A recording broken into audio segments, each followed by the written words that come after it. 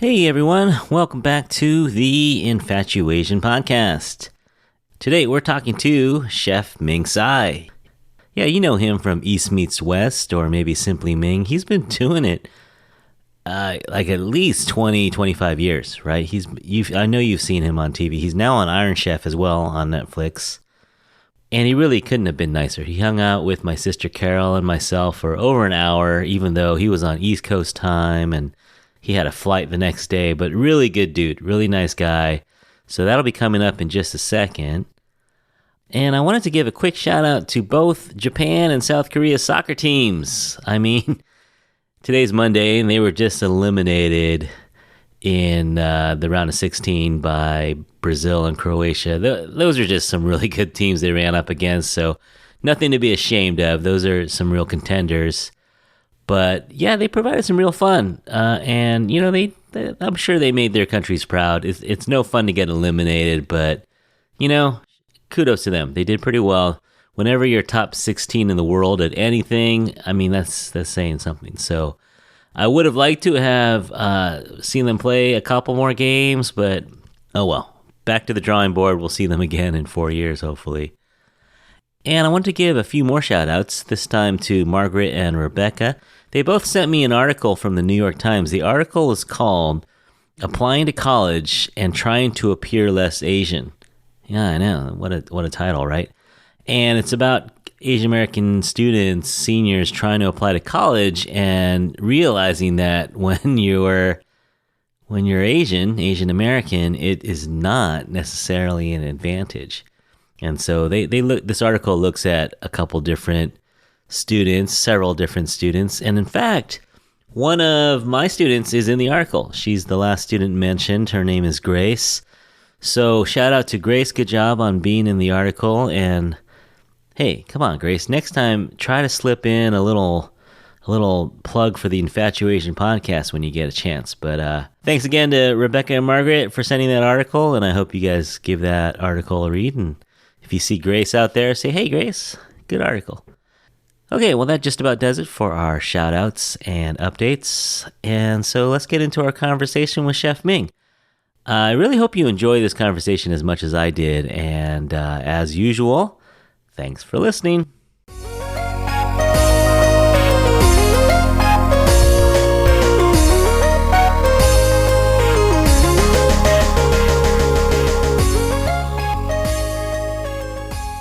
Hey, welcome back to episode number 60 of the Infatuation Podcast. Today we have the immense pleasure of speaking with Chef Ming Tsai. And of course, this collaboration wouldn't be possible if it weren't for my well-connected sister Caryl. So you guys should remember her from past episodes. She's a culinary consultant and a restaurant expert. She's also my executive producer on this episode because whenever I'm stuck for guests, I say, hey, Caryl, who do you got for me? And she called up her friend Ming. And so we're going to talk to him in a second, but let's talk to Caryl for a minute. Hey, Caryl, welcome back. Hello. Did you have a good Thanksgiving? I didn't see you for Thanksgiving. I know. I got mom and dad into the train so that when I lived in New York, I didn't used to come back for Christmas and Thanksgiving. And now, even though I live in LA, and technically I could go back for both, I'm going to see them in a couple weeks. And I was there in October, so... So I had a Friendsgiving. We all cooked a lot of food. You always have yummy food, it looks like. Yeah. This is my trick. You just surround yourself with chefs and good cooks. That's the benefit of knowing a lot of chefs, yeah. Do you remember the first time you ever met Chef Ming? I don't know if I remember the exact first time. I'm suspecting it may have been at the Beard Awards. I was living in New York when he was in Boston, of course, and I'm guessing it probably was something like that, an industry event like that. I am not sure. No, it definitely was New York. If not the Beard Awards in some event, but it was definitely a food event. We did not meet at a burlesque. We weren't burlesquing or Turkish bathing or anything like that. It was definitely a food event. There were chefs involved.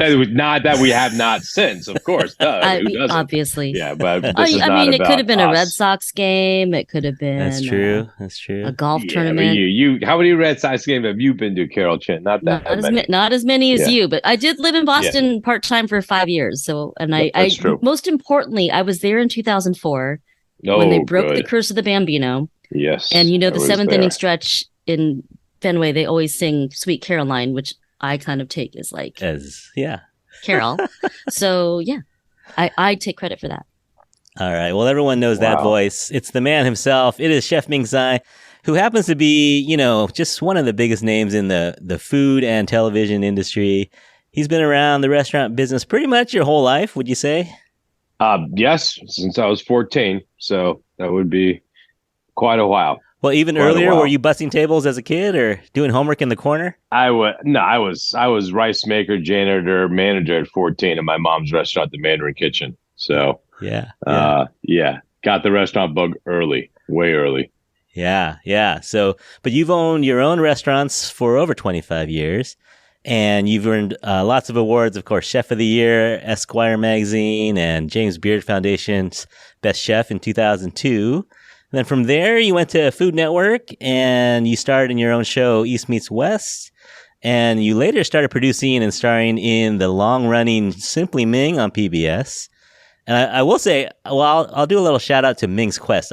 That's one of my favorite shows, to be honest. Oh, that was a great show. It was that so much fun. ended abruptly. That ended abruptly on 9/11. We were in Bali shooting. We just finished. I remember it distinctly. It was 9 p.m. our time, 9 a.m. New York time, and the GM. Right, there's been a horrible accident in New York.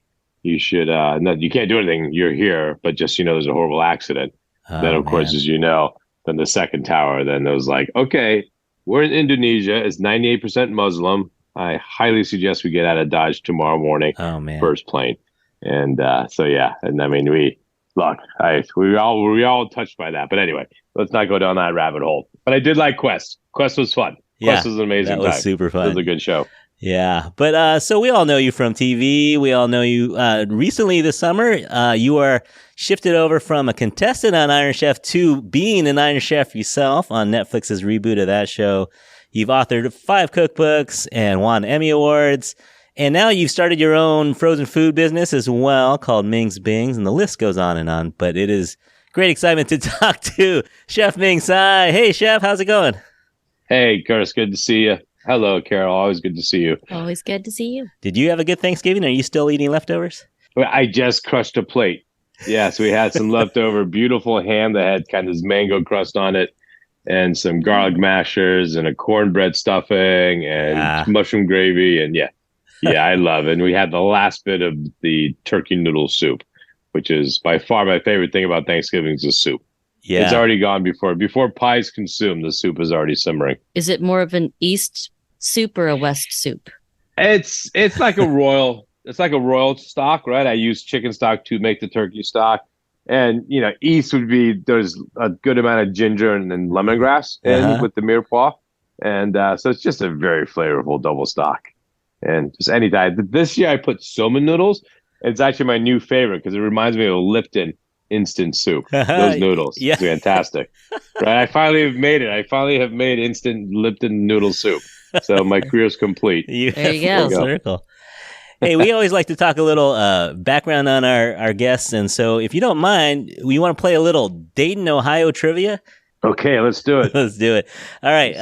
Get me within 5 miles. What is the driving distance between Dayton and Cincinnati? Oh, you could do it under an hour. So I don't know, 40 miles maybe. Ooh, 53.9. 53.9 on that. Like I said, I could do it under an hour. Right. I guess it just depends on how fast you're driving. Yeah. All right. So I did a little Yelp search on Chinese restaurants in Dayton. How many results do you think I came up with when I searched Chinese restaurant in Dayton? Today? I did it today. Now? Yeah, I did it today. Right now, you probably got 15.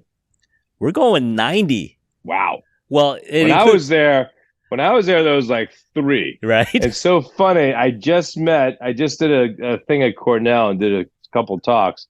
One of the grandchildren said, "Hey, do you ever remember Chop Suey?" And I do. Chop Suey carryout next to the Kontiki Theater.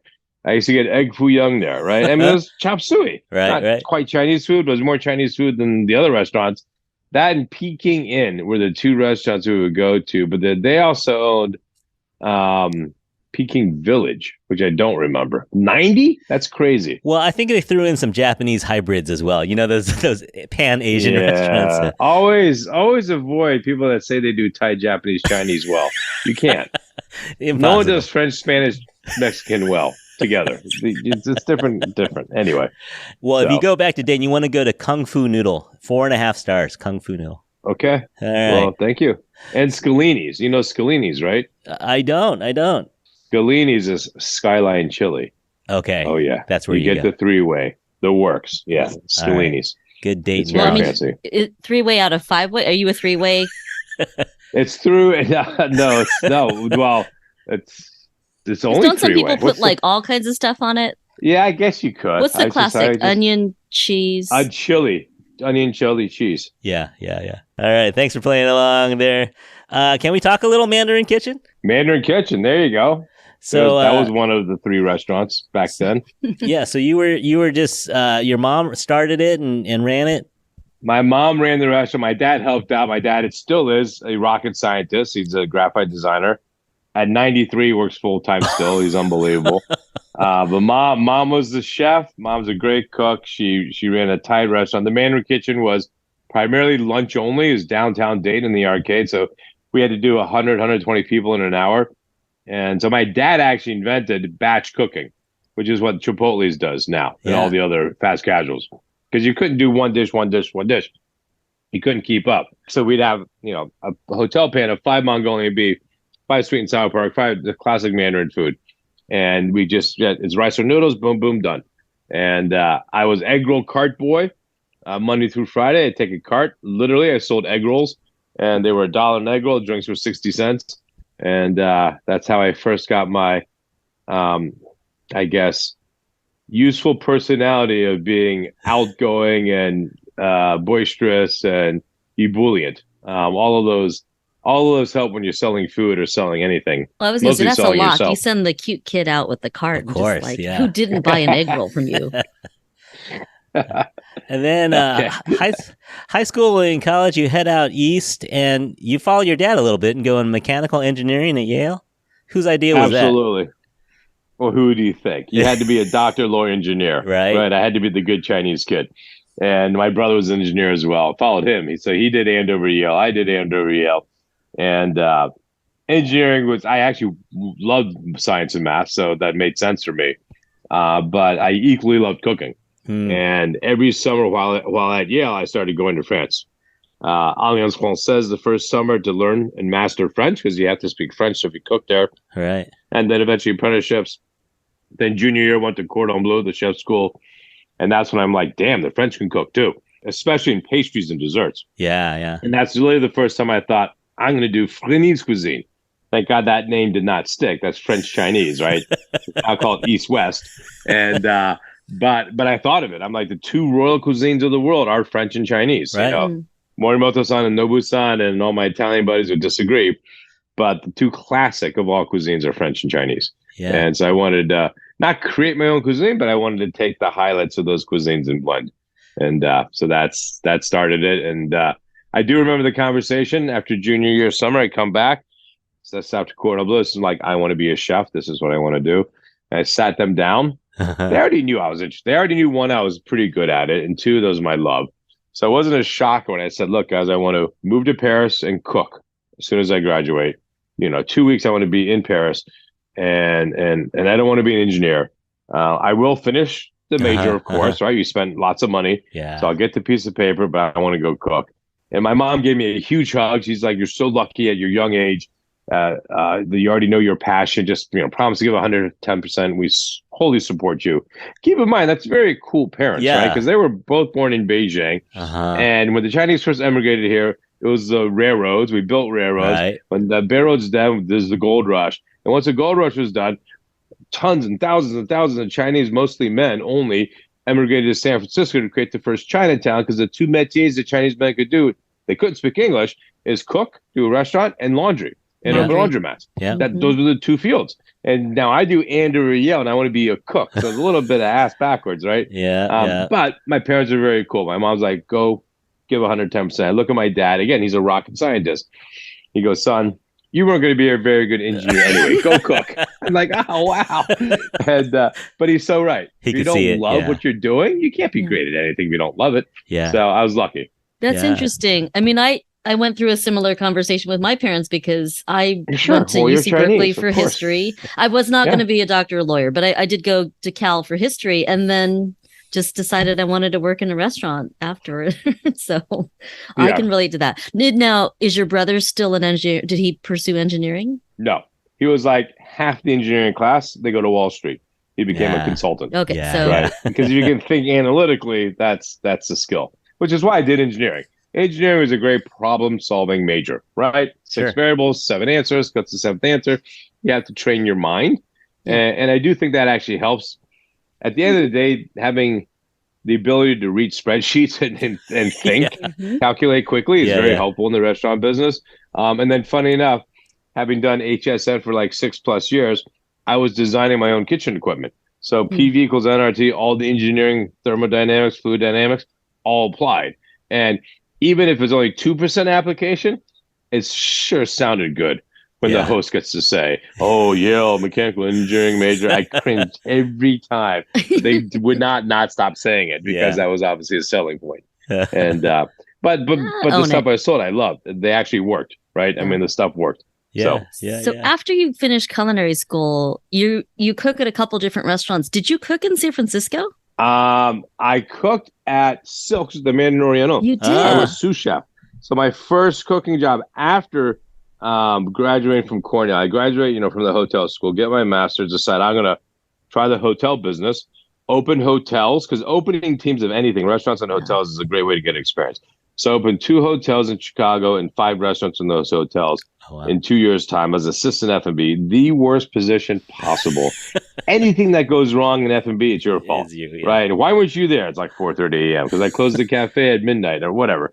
And I missed cooking. So my first chef job after having cooked professionally, then go to Cordon Bleu and then come back was sous chef at Silk's at the Mandarin. I never knew that. With the one and only, we're co-sous chefs. We started 2 weeks apart, Ken Oranger. So No Kenny O and I are way. the 2 sous chefs, AM, PM. He gets promoted, rightfully so. He cooked 5 years more than me by that time, at that early on in our career.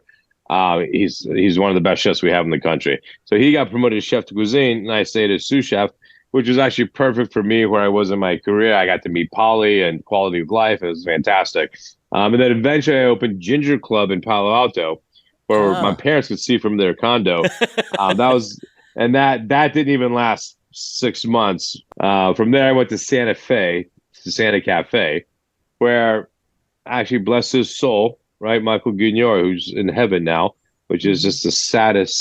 Do you know Guignor, right, Caryl? Oh yeah, Right? And actually, Gigi? the picture I have that I put on Instagram or Facebook was Ken Oranger, me, Todd, and Ginor, and Tetsuya Wakuda in Thailand. Oh God, Gigi, man. Can't believe he's dead. Anyway, Yeah. so that's Santa Cafe. Then after that, I got also fired from that job. My wife's like, okay, we need to have you become chef owner so you don't keep getting fired. And both the fires are bullshit. These guys are idiots, to be honest. And you can ask my wife one day. Anyway, so we ended up in Boston. Ken Oranger and Todd English were both in Boston. Kenny's like, you'll kill it. Your food will kill it here. And I ended up going to Wellesley, where there's a great space that my ex-sister-in-law found as an old grocery store. And I'm like, this is great. Look at the demos. Todd sells pizza on an upside-down sheet tray, and he's killing it. And he's like, you'll crush it here. And and the rest, the rest was history. We opened and just, I can proudly say we got our accolades, and I got my chef accolades, all that before Food Network. Yeah. Before, it wasn't a PR thing. It was just solid food and solid service. And so, we got our 3 stars. We got the chef of the year, all that. Then Food Network hit, which was just right place, right time. I did the right style of food. And then that just took it to the next level, which was, I was lucky. I dissuaded my kids from being chefs. They both know how to cook. They're both pretty good. I'm like, you don't want to be a chef. Because I'm like, I was lucky. I hit it the right place, right time. And Food Network was just growing. And, and everyone's a chef now. You have people that have 5 million views, and it's a cook, kid in northern Colorado that, but he's hip. And so anyway, And it's hard. And with COVID and with staffing, 25% of our labor force, I think, is gone permanently, right? People have left the industry. They realize this is not for me. There's other things out there I can do. And almost every other restaurant's a fast casual now. There's still French lunches and stuff. They're still super high end and there's still fast food. But the restaurants we love to go to normally, they're the ones that are suffering the most because you still need great service and you need great cooks, and it's slowly coming back, but it's been a struggle. It's been slow, yeah. Well, the food costs and inflation right now is just food bananas. costs, and then you got to pay $15-20 an hour, and the margins are just brutal, and you can't charge $80 a steak. People won't have it. Well, when you started, do you know, like, besides Martin Yan, were you the first Asian American, like, born in America chef on TV? Do you know? Well, Martin wasn't born here, right? So were you born first in Hong Kong? Yeah, that I know of. I feel like it. I don't know. I mean, there's because like Joyce Chen, right? And but she wasn't born here either. I don't believe. I think she was born in China. I'm positive she was born in China. So, and if she was on TV, it wasn't to the level that you were on. I mean, right? It was maybe a guest segment. I mean, there was no Food Network. There was not a national network. Even PBS, it's national if you're in all stations, but you start, you start GBH or KUD or whatever you start. And I was very lucky, and I know how blessed and fortunate I was to be in that position, and very proud of the fact that I got to represent, that I got to represent the Asian community. My English is pretty good, right? I didn't have to, and Martin's a great old buddy, and he plays his Asian accent up a little bit. Yeah, he knows that. Yeah, he's legendary for that, but that's okay. That worked for him. I was preparing for this. I was reading the book from scratch about the Food Network launch, and it does mention that the executives kind of thought it was great that you were native English speaker, because at the time, comparing you to like Wolfgang Puck or Jacques Pepin, there were a lot of famous chefs who didn't speak English as their native language. Forget Asian, just a lot of these European chefs. So their heavily accented English was actually difficult for viewers. So I think they were very grateful. I think that's prevented, honestly, Eric Ripert and Jose Andres from having a great show here, because it is hard to understand. Right. And there's no fault of theirs. It's just that's not they their still native put language. Subtitles for Ludo. So yeah. And he gets annoyed. He's like, I speak English. Yeah. They would definitely need subtitles for my Chinese if I did a show in Chinese, but I could muster, but they would need subtitles just in case. And so anyway, so obviously for me to be in that position, I'm very proud of. Right. It goes without saying there's a responsibility with that as well, right? I mean, basically, I've been told by not only just parents, there's some really tight confidants, like, basically, don't F up, right? It's all you. There aren't that many role models. My parents sat me down once because literally my brother and all my cousins have all been divorced. And they're like, you're the last one standing. Don't F up. I'm like, okay, no pressure. Thanks, guys. So knock on wood. I think my wife would kill me, so I would not just be divorced, I'd be dead. So there you go. So then you move over to PBS and you start doing Simply Ming. Did you think in your head, I could probably do this for 2 decades? Was that in the back of your mind when you started that? No, because I would be way overconfident. I knew I had a product that had legs, right? Because all of us chefs, not just me, all of us chefs are content creators. So to do a new recipe, to do a new thing, to do that's what we do every day. So it's actually quite easy for us chefs to continue doing a cooking show. And I developed this whole riff that I let my guest chef cook first, and now I do riff off their dish. As of late, it's been doing a healthier vegetarian version of their dish quite often, and stuff like that, which I'm eating more plant-based and whatnot. But I still get to teach, which is really, I think, one of my goals. You're a teacher, Curtis. I mean, there's that inherent joy of helping people to learn something. And the ultimate is serving food in a restaurant, because you actually get to see their reaction and you can make them happy. When you teach someone something, you're making them happy, but indirectly. They may not know for 5 years and apply what you just taught them, right? They may never know. And they may never give you any credit, nor me for that matter. But But there's that inherent joy of teaching, right? And I still do enjoy that. Yeah, when you first started, it was kind of like, okay, let me teach you about all the kinds of Asian noodles in one episode. Yep. Yeah. No, I mean, look, you bring up an interesting point. When I first did East Meets West, and we're talking 98, right? Right. I was very basic. I had to introduce the viewers to here's different soy sauces. They're not all the same. They're not all created equal. And here are all the noodles, and here are all the different wrappers, and I didn't dumb it down. I just think a majority of the people watching did not know. Yeah. And just, again, for all the responses you get via email back then, there wasn't social yet. But all the questions and responses, people loved that it was brought down to the basics, so they now know what they do. Because a lot of them had all those condiments in their fridge and their pantries. They never knew what to do with them. Yeah. So I think if anything, I don't know the number or the percentage, but people started cooking more with Asian ingredients and techniques. Because it was not harder. It was just different. So if explained clearly, people will say, well, it's not as hard as I thought. Because it's not as hard. It was no harder than any food, right? Yeah. Cooking a hamburger actually takes real technique. A good burger takes technique. You can't just slap it around, right? Same as a good beef and broccoli. It's just technique. It's not hard to do. Yeah. So you got 18 seasons of memories. Do you have any highlights out of those seasons? It's a lot. Oh my God. I mean, well, the most honored guests always are my parents. So when I have my parents on, it's by far the most popular show. People love more than anything seeing my mom boss me around and saying how ugly my dumplings look, or not quite ugly, just how much better is her look than mine. And she's speaking the truth. She wasn't lying. I mean, theirs did look better than mine, right? So those are by far my favorite, because obviously my parents. And look, every chef friend is on there. I do have to single out Jacques, because Jacques is Jacques, right? And I never got to have Julia on. She passed before I had that opportunity.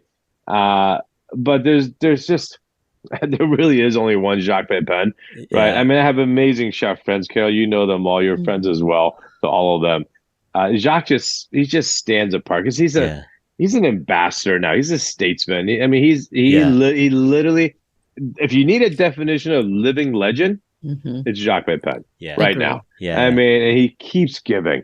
He's going to do his foundation to his last day, 100%. And he's still, if you go to, I've fortunately been over his place in Connecticut to play pétanque, right? And he's in the kitchen still cooking. Yeah. He's just like, I'm going to be when I'm in my 90s, I hope. Just still. And like pushing people out of the way to get out of his way. At a high level, I'm gonna sear the duck confit. Right? It was just absurd. And literally, look, I'm pretty good at certain things. He's like magnificent at everything. His artwork, his menus, his calligraphy, his cooking. He's a painter, Curtis. I don't know. Yeah, his paintings of it. His organization of his pots and pans at his home. I mean, he just we would. If you could be 15% of Jacques Pepin, you're doing well. You're doing okay. Right? He's a literally living legend. Wow. Agree. And you've done the show long enough. You've got Henry assisting you on some episodes now. Yes. So that was look, you either froze or rose during COVID, right? Right. So we decided, well, I'm not going to freeze. Let's continue Simply Ming. And look, it was technology. Literally, it's 2 iPhones. In the house. Facebook Live. And then translate, edit it, and throw it on PBS. And look, and Henry really enjoyed doing it. He's actually pretty good at it. He tries to boss me around too. He doesn't quite get away with it like Mom, because he's my son. Right. He tries, and people caught that. It's cute, yeah. But he's a joy to me. I mean, he's got a good talent. And so part of us, I'm taking this year off right now, Simply Ming, solely because of Ming's Bings. I'm just thank God. We'll talk about it a little bit. Fortunately, I'm so busy with it. And, there are new, incredibly interesting platforms in video streaming, right? I mean, we're doing a podcast right now, right? Right. But there's this new, you probably have heard of it, Kitsch. Kitsch is this new platform. And Chef Gordon. Chef's friend Brian is doing it. And I've had many conversations with Brian. And I think he's got Bianco. right? He I think does. he's gonna be on pizza. He did a Dina lettuce and pizza, meatball or Dina something. pizza, and veggie Dina pasta. I'm gonna be Dina of Asian cuisine. Yeah. Nice. But I actually think there's something there because I actually think that's not just for entertainment, which most cooking shows are, and you get to learn something. It's entertainment, but you get to learn something. This is actually, though, at least the way I've been described it and the way I think it's going to play out in what I'm responsible for, is learn the basics.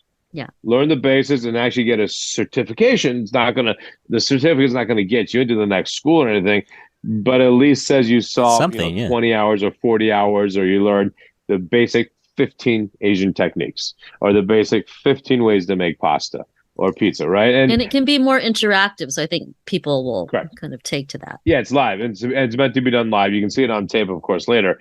But the initial class is exactly that, Caryl. Live, so people can ask you the questions, like, can you do that fold again? Or how do you know the hot dough is ready? I mean, cool things like that doesn't exist right now. And then, of course, there's the whole revenue stream of, can I get that board, that knife, your chef coat, your first son, whatever, right? I mean, you touch it, you can buy it, basically. This is a good, I got to give you a shout out because I remember I forget the title of the book, the one you did with the QR codes. Yep. So you did a book where for every recipe, there was a QR code that you could scan and take you directly to a video of you cooking that recipe. Yep. And I don't know of another cookbook. Thank you.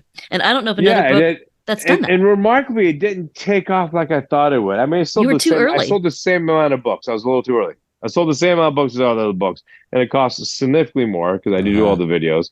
But that idea, and not even having to print it, is really, really compelling because all you need is a laptop or an iPhone, and you can, and eventually, and their idea is good, of course.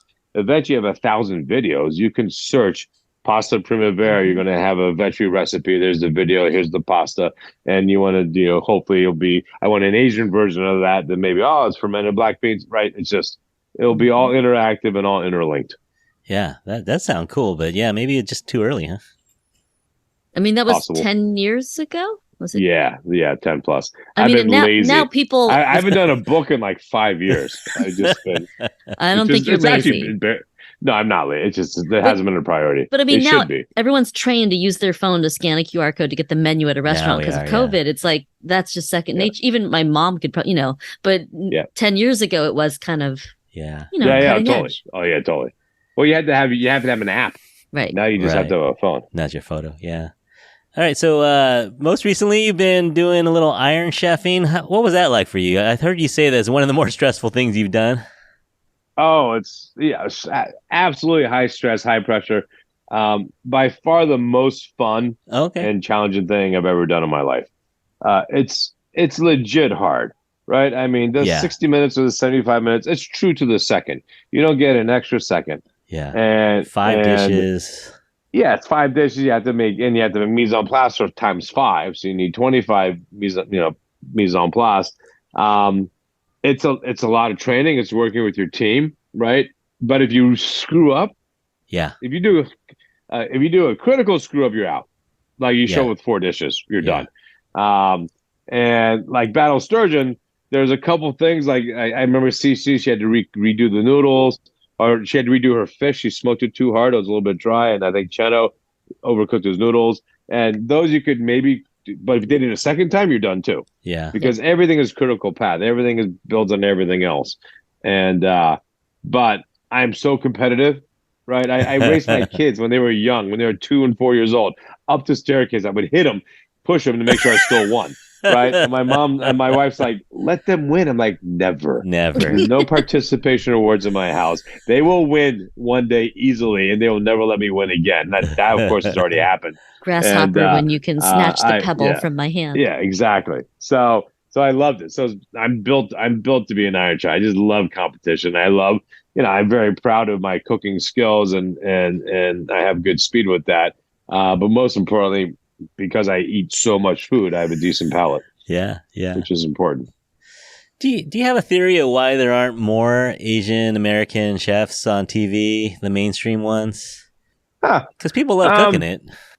People love eating it. I mean, there's the next generation, right? Jet Tilla's coming up. Yeah. Molly, but I can't name you 5 of them. Yeah. right? Yeah, Molly. Yeah, I think the challenger on Iron Chef, right? Right. Esther Yeah. Esther Choi. Choi. Esther's coming up. Yeah. So I mean, Roy Shirley's Choi. on going to be on Tournament of Champions again, and Yeah, Surely. so Yeah. So I think Sheldon in Hawaii, but almost in yeah, Hawaii, Sheldon like kills it. you're not everyone's Asian in Hawaii, so I feel Yeah, like it's a little no, that less. is true. Yeah. Look, it started historically, right? Chinese, Asians are bashful. They're quiet. They don't want to be in front of the camera. So that's historically. And then there's my generation, or Martin, and Martin like broke the ice, so to speak. Um, but I just don't think there certainly weren't. I have not seen anyone crazy, quote unquote, like Guy Fieri, who came out with Spike Right. Terror. That on YouTube and stuff right now, on social media, there's some crazy agents doing all sorts of stuff. That's for sure. TikTok Right? or Yeah, TikTok millennials, they're half of them are Asian. Right. So Right. so I guess it's coming. Yeah. And but that's a whole nother discussion, because there are professionally trained chef TV shows, and then there's the rest. And I'm not saying one's better or not, because some of those things I watched at TikTok. I'm on TikTok. Uh-huh. I didn't poo-poo it. I just didn't understand it. I'm like, Right. really? Right. What? 60 seconds? What are you talking about? I mean, I hate to And say then it, once I it's not did, our and generation. yeah, no, but once I hired someone from Ming's Bings who was 21, and she's like, Chef, you got to go on TikTok. All you do is just create content. You'd crush it. And she was right. Yeah. She was absolutely Yeah. right. People just want to learn a hack. They want to know what they can do with an instant ramen. How can they make it better? They want to know how to make 2-ingredient fried rice. They want it right. People Yeah. want the quick hacks. Yeah. And I again, it fell within what I like to do, which is teach. Yeah. And I can Yeah. teach with 3 ingredients, or I can teach how you make, foie gras shumai. So Yeah, I saw you on a little collab with Lisa Nguyen, and she's Lisa's got like great. 4 million followers on Yeah. YouTube, and no training whatsoever, and she just but she's killing it. Like can you imagine She's getting 4 million views when you're 20 years old? Oh my God. I mean, honestly, we just connected through DM. She liked something I did. I'm like, dude, let's do something together. That's how that started. Yeah, yeah, And like, oh, I'm going to be in the Boston area doing this summer. I'm like, let's cook. yeah, It's that simple. And yeah, I mean, and to me, I'm not stepping down cooking with Lisa. Lisa cooks the way she cooks, and she has her following, and I cook the way I cook, and I'm not better or worse than her. We're just different. But we're both are teaching our audiences something. yeah. So It was cool. For me, it works. Oh, I love doing it. I'd love to do more with her. And there's dozens and dozens of Lisas out there that are killing it. And grandmas and aunties too. Like Mung Oh my Chi. God, you see the old, and what's his name? There's some old Italian guy. He's like 85. Yeah. Like Luigi or something. He's cooking. Yeah, you got the Nonias and it's hilarious. The pasta grannies, yeah. Yeah. Yeah, the pasta grannies. You know what? I think it's a very harmless form of entertainment. So I think that's good. Yeah. Right? I don't think we have enough harmless entertainment. Enough of America doesn't watch PBS. One of my rules growing up as a kid in Dayton, Ohio, is we got a half an hour situation comedy a night. That was our max. Right? We could watch all the PBS we wanted. We could watch all the sports, live sports, and all the news we wanted. So those are free. Half hour of situation comedy. That So we're talking about Brady Bunch and Gilligan's Island, man. right? So, however, my dad was in the Air Force, civilian in the Air Force. My brother and I convinced him that Hogan's Heroes was historically significant. So that should count towards History Channel. And he watched it with us once. He's like, okay, there were POWs in World War II, so we'll let it go. So we got Hogan's in. That was good.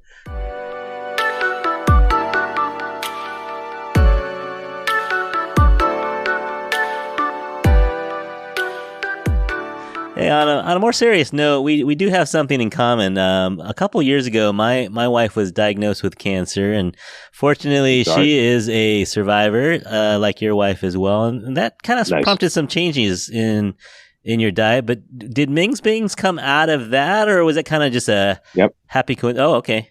Oh, no. The whole creation of the company was my wife's diagnosis.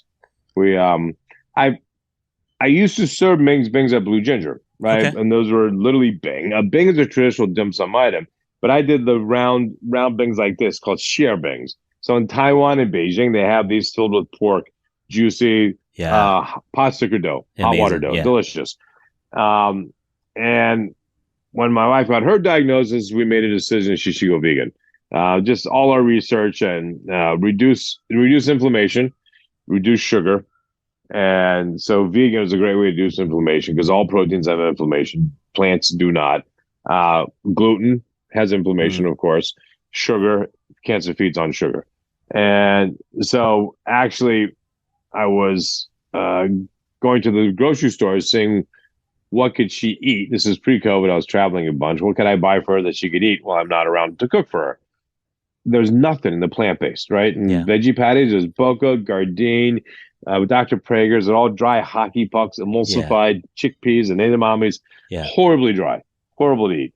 And I'm like, okay, this is my mission. I'm going to redefine the veggie patty market, and I'm going to flip the paradigm, put the emulsification on the outside. I developed a brown rice wrapper. I chefed it out, got the best tasting of the plant-based proteins before the butcher. One, GMO-free soybean, so the shortest list as well, so not as processed as the other ones, but the flavor was the best. And then I would add stuff like natural smoke and caramelized onions and garlic, ginger, and spices to make it taste good. And which is not a different formula than any other chef, but it's just put into a frozen thing that was pre-dipped in oil, so it's super easy to cook. It's 60 minutes in an air fryer. And knock on wood, I got the right partners. And obviously the plant-based trend is not just a trend, it's here to stay, but it's very strong right now. We got to ride the tailwaves of both Beyond and Impossible. Beyond is in its own little spin right now, as you know. Impossible is doing fantastic, but people are realizing, okay, there's plant-based product out there. The problem with Impossible and Beyonds and whatnot is you still have to cook it to taste good, right? You have raw product, you still got to do something with it. Ming's Bings are a final product, and you pop them in the air fryer, pop them in your oven. And it's been, thank God, for food service also a big avenue between prep schools and stadiums and colleges, which is a great market for us because especially our breakfast bings, which we just launched, everyone's looking for a grab and go, a good handheld pocket. What's the breakfast bing about? I need to try one of those. Breakfast I launched at the Food and Wine in New York just 2 months ago. It's just egg made from mung bean, so delicious, zero cholesterol, with BioLife cheese and potato, and there's the sausage as well. We have 4 different breakfasts. We have veggie breakfast, just an egg and cheese as well. They're awesome. They'll probably be in at least half the stores. We're in almost 4,000 stores right now. I think half of those lines are going to start carrying it. We're talking to some of the big boys right now, so it's exciting. Yeah. And but let me tell you this, Chris. Our motto, if I may, is eat good, feel good, do good. Right? Eat good because it has to be delicious. I'm an Iron Chef, right? So if it doesn't taste good, start over. Feel good because plant-based does make you feel better. And also, if you believe in science, as we all do, it should make your mind feel a little better because it's a little bit better for the environment. Actually, a lot better for the environment. So much less water, less methane gas, all that stuff. And then do good because some proceeds of all sale of Ming's Bings benefit 2 charities close to my heart. Dana-Farber, the first charity that saved my wife's life, saved my CEO's life. And Family Reach. Family Reach, we financially help families dealing with cancer. I'm the president of their national advisory board. I've raised over $10 million for them over the last 11 years. So it's something that's very close to me. Yeah. So that's what Ming's Bings is about. I think any successful company, true successful companies, have to have a purpose and have to leave their mark. Not just, look, if you make everyone money, that's fantastic. But who did you help along the way? Yeah. Triple bottom line. Very cool. Very cool. I saw you in a little Ming Bing mobile helping out some families during the holidays. That was very awesome. Yep. So we can get Ming's Bings pretty much anywhere nowadays? So, East Coast we're Wegmans and Roast Brothers and Dave's Market Basket. Down south we're in Publix. Out west we're in Sprouts. And we're in Hawaii, actually, which is one of our great markets through Targets. We're like 350 Targets. We're growing in Whole Foods. Hopefully, we're only in 30 Whole Foods right now. So our plan, we're in 4,000 basically stores now. Hopefully, we'll be in about 6,000 plus by end of the year. We're the official Bing of the Boston Red Sox. So we'll be back at Fenway. We're at the Garden as well for Celtics and Bruins games. So we start over at Barclays as well. We're starting there. Joe Tsai's place, and Dolphins had him this year, and the Rays had him. So we're slowly infiltrating. If it could spread as fast as COVID, I'd be a billionaire. There you go. Of course. Yeah. And of course, you can find them over at Ming.com and you can find out more information and the story behind Ming's Bings, mingsbings.com. Oh, mingsbings.com. Excuse me. Yeah, so the best thing to do is if you want to know if you can get them close to you is go to mingsbings.com, go to the Bing Finder, and it'll give you the closest store that carries them. And we do, of course, for the holidays, you can buy gift packages, and we mail them all over the country. All right. Curtis, you're getting some Bings for Christmas. I'm looking forward to some Bings. Yeah, that would be great. There you go. All right, let's end this. We're going to end this episode with a lightning round. I don't know how funny these questions are, but we'll give it a try. All right. Okay. I'll let you know. Any cooking disasters on live TV or any kind of a live demonstration that you can remember? Oh my God! Just recently, I was at the South Beach Food and Wine, and I was shaking a watercress like gin cocktail, and I do this 1,000 times, and usually just hit it in a cup. I hit it and the glass shatters. and my glass goes everywhere, like all over my watercress. My chicken that's cooking is everywhere. And you can't do anything. You just keep going, right? Live I need a new audience, shaker, please. And so that was kind of, and nobody eat this chicken. Yeah, no one's eating it. I carefully ate it just to make sure I didn't kill myself. So that was pretty embarrassing. And look, it happens on live TV, like at GMA and stuff. I mean, you just have to have backup. Because you're going to burn something. You always do. So you always have the final. I'm like, you should see the final dish. So that happens all the time. All right. Sorry. I'm not very good at lightning rounds. I speak too much. But keep going, we're fine. Are there two chefs that you'd like to see battle it out in some kind of a contest where you're the tasting judge? Which two chefs would you like to see? That's a great one. Grant Achatz versus Jose Andres would be a great one. Morimoto-san versus Nobu would be a great one too. What are your secret ingredients for them? What ingredient would you throw at them? For the first two, I would throw something like those two. It'd be something as simple as like extra virgin olive oil. Okay, yeah, because you just want to eat something good. Yeah. Something, right? And I think for the two Japanese, I would be something like fresh wasabi root, right, or a white soy or something. Yeah, right.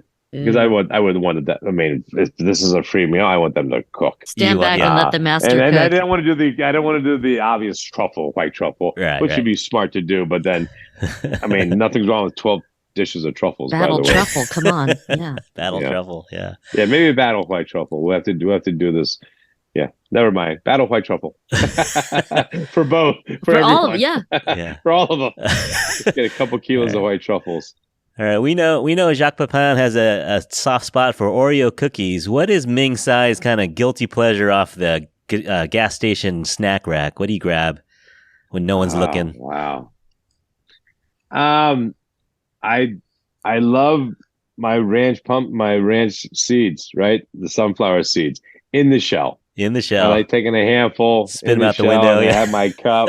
Yeah, and at least I do it in the cup. Okay. My wife hates it. I don't chew tobacco, but she likens it to me chewing tobacco. And she's like, that's disgusting. I'm like, yeah. So is chicken feet, which I just had today doing some. But I mean, what else are you supposed to do with the bones? 800 bones in 1 foot. So of course there's going to be bones. So anyway, yeah. And by the way, that's not even that guilty. It's not. No. It's a seed. It's good for you. It's good for you. The MSG. I was going to say a little MSG. Record, yeah, but MSG is no worse for you than salt. It's got a bad rap. Period. Yeah. Period. Yeah. It's actually better for you because you can use less MSGs than the equivalent of salt to make something savory. Yeah. So it's got such a bad rap, right? I don't have salt shakers though, like Chang does. I haven't gone that far, but a little sprinkle never hurts. I'm not against it. Yeah. It's fine. Yeah. Nice. All right. We end each episode by asking our guests to name an infatuation. Infatuation is anyone in the Asian community that has inspired you or that you look up to. Chef Ming Tsai, who is your infatuation? So, I tell you, the one I've never met is Jackie Chan. Okay. Because that guy has more talent than anyone. Yeah. The guy does all his own stunts. And for the friends that have met him, apparently just a genuinely nice, funny, humble person. Yeah. And I'm trying to think of someone that I have met and hung out with that, that's a good one. I would say someone that I had the ultimate respect for, and I got to meet him one time. and he spoke to me through a translator 5 minutes on nori. And I never honestly thought about nori besides as a seaweed wrapper, but how nori was, what kind of nori, how toasted, how yaki, how nori, how toasted it was, how much salt was put on it, all mattered. And he had a busy little restaurant. He didn't need to spend 5 minutes with me, but he did. He knew I was a chef from the States. This was Jiro-san. So I got to go hang out. Just literally, I mean, he has like 14 seats in his restaurant. From Jiro Dreams of Sushi in Tokyo. And it was, that was a dream. Not as any person, but certainly as a chef. Right. To see someone at the top of his craft, top of his game. And there's no hype, right? It wasn't, and he easily met the expectations I had, which are really high expectations when someone says it's the best nigiri you ever had in your life. And he did not disappoint. But again, so humble and just, an inspiration for me. The last two people I mentioned there, and like my dad, they're so humble. And that's something that I need to resemble more of. Yeah. No, very cool. Well, Chef, you're our infatuation, so thanks so much for coming on with us. And you're doing so much good in the world, as well as just bringing smiles to people's faces. So thanks for spending some time with us. Yeah, Caryl, it's great to see you. Caryl, always a pleasure. Let us know next time you're out here in LA. I dim sum in the SGB. Oh, that would be good. Let's do Absolutely. it. Got to. All right, Chef. All right. Thanks so much. Chef. Happy holidays. Thank you so much for doing this. Take care. You're welcome. Ciao. Bye. Bye. All right. What a nice guy. Yeah. See, like much more talks and sound bites, stays on the track. No, he knows how to do it. Yeah, he's a professional. Yeah, he's a talker. Oh my God. Shirley and Kim Lai are just so funny. But I'd have Shirley back on in a second. If she ever wants to come she's hysterical and like just very entertaining. It's just very hard to steer a conversation any certain way. Yeah. Like you do this whole show run and you really for her just need 2 questions and it's an hour, it's a 90 minutes conversation. No, it was literally like a 2-hour conversation for like 3 questions. Yeah, exactly. All right. Cool. All right. So I will catch you soon. Okay, cool. See ya. See ya. Bye.